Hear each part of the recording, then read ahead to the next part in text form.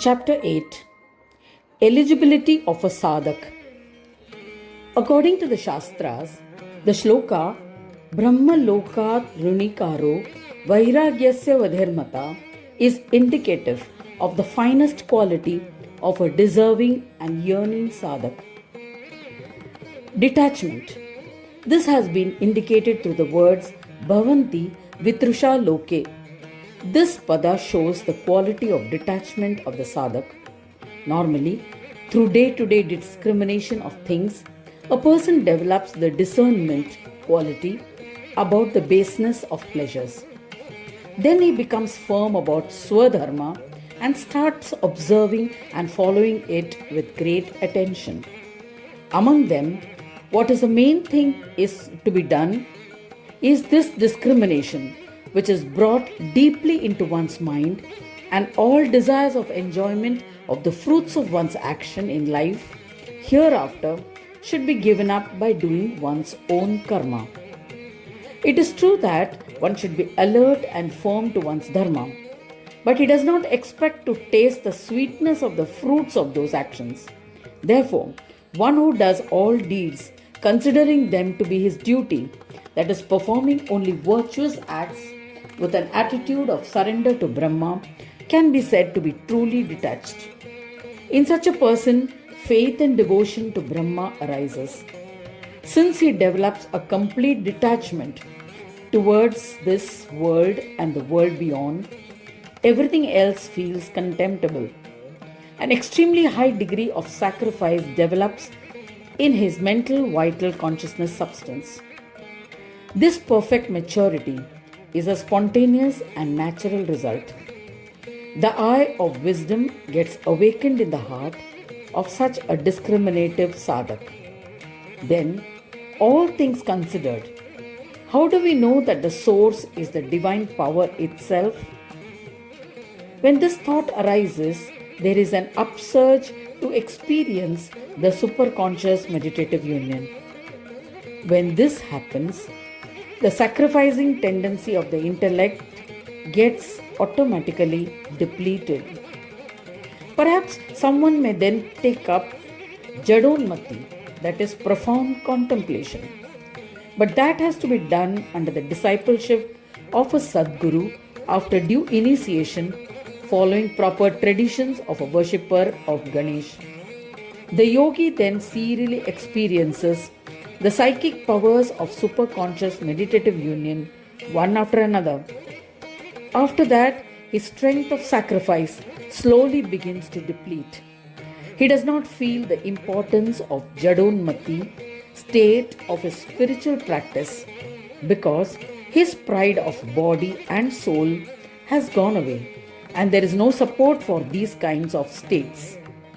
As a result, through the psychic powers attained by superconscious meditative union, the Tat and Tvam-pada causal matter gets dissolved into Asipada and the supraconscious meditative union begins to be illuminated. In such an independent state, all desires and the yearning to acquire goes away.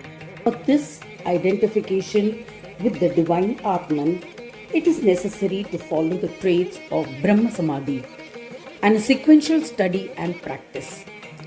It would be beneficial to keep this in mind before further exploring yogic knowledge. Otherwise, there will not be a proper understanding of that consciousness. Thus, the path of a Yogindra, the method of movement within and without, which is being elucidated hereon, must be carefully understood. To such an excellent Yogindra, there is no such thing in the whole of the universe which enchants his mind and creates a desire. He is always self-willing and open, and with a fearless, thoughtful mind, he performs his ordained duties. No one can come in his way because he is not concerned about anybody's criticism. He does not have any expectation of praise either. This is the nature of the mind. He does not have any sense of ego in relation to his body or its pleasures. Losing to win. Throwing aside all concern to any criticism or praise in connection with his body, the sadhak conducts himself in accordance to his prarabdha, that is, destiny alone. That is why he is said to be devoid of desires. That state is known as bhavanti vitrushaha. Anyone who is practicing the yogic spiritual practice, which is full of knowledge and science, their condition spontaneously becomes like that. This means that which is formed in the normal course is the truth, and such a person is a yoga sadhak. This capability is indicated by bhavanti. The yoga jnani who is content merely by performing the destined karmas always has his mind and sense organs under control. When any object is seen and his sense organs are attracted towards it, then it is an indication of an ignorant person. Such a behavior is never ever seen in an intelligent person. If his sense organs see an object, then on his own he will never go there, and there will not be any inclination or desire to enjoy that object. This is known as jitahara, that is, losing to win. According to his prarabdha, he will be engaged only to that extent which is essential for the protection of his body. In other words, the mind and other sense organs will limit themselves to the instructions of the discriminative sadhak. It is not forsaking, it is victory over the tendency of the mind and the sense organs and keeping it under control. The moment one sees a sense object, the mind runs after it. Here, this is not at all the case. Chastity. The second characteristic is called viretas. The essence of the Mooladhara in the human body is virility. This keeps the mind and intellect in balance and prevents it from being subject to the changing tendencies. This is dependent on chastity alone.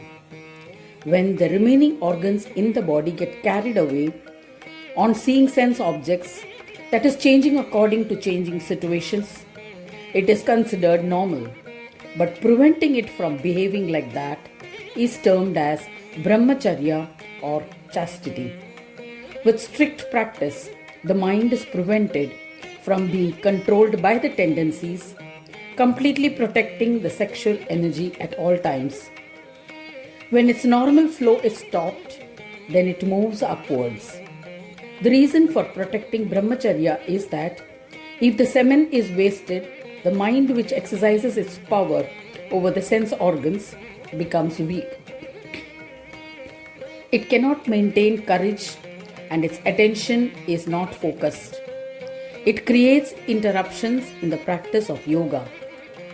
Tolerance of undesirable dualities is dependent only on the protection of sexual energy.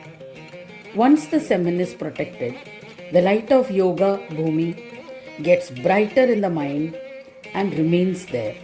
So Shri Gajanana Prabhu says in the 14th verse, Pavayantya Kilan Lokan Vashikrit Jagattrayaham Karuna Purna Hridaya Bodhayanti Vakanchana. Here he says, for elucidation of further traits, he addresses King Varenya. You want to know not only the character of the most excellent Sri Yogendra, but to also assimilate the knowledge of how he came to attain the psychic powers from identification with the divine, how he accepted it and made it his nature. If you want to know how to reach that state easily, then listen to me attentively. Just as Vitrusha, Jitahara and Viretas, that is detachment, losing to win and chastity, constitute the three traits of a yogi, similarly Akhilan Lokan Pavayanti is the fourth quality. This means purifying the gross elements, and Vashikrit Jagadatraya means not allowing people filled with the different kinds of feelings or enmity towards each other, etc., to affect them in any way whatsoever.